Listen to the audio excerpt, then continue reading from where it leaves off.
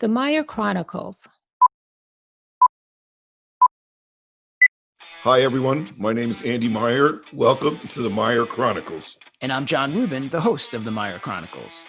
Andy, we met just last year when you were featured in Behind Closed Doors, The Making of the Breakfast Club, which I produced for NBC Universal and aired on the Reels Network. Well, that was so much fun that we decided to do a whole series of podcasts based on my years in the movie business and the record business. So tell us about the Meyer Chronicles. The last 50 years, I have been in the music business, in the record business, with all kinds of stars and artists in the music business, George Harrison, Sting, Joe Cocker, Cat Stevens, and many, many more.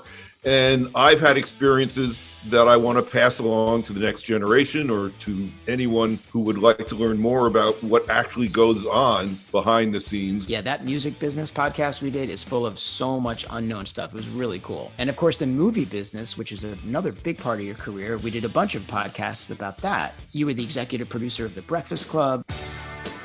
In the case of The Breakfast Club, when I read that script, I did one of the craziest things I think anybody would do in my position. And in the podcast, we talk about what I did, but I put a lot of faith in John Hughes. I know it's detention, but I don't think I belong in here. Fried green tomatoes. Tawanda.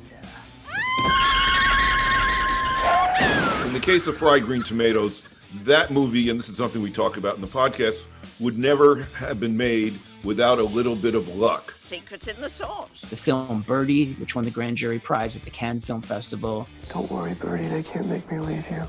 The Sting concert movie Bring on the Night.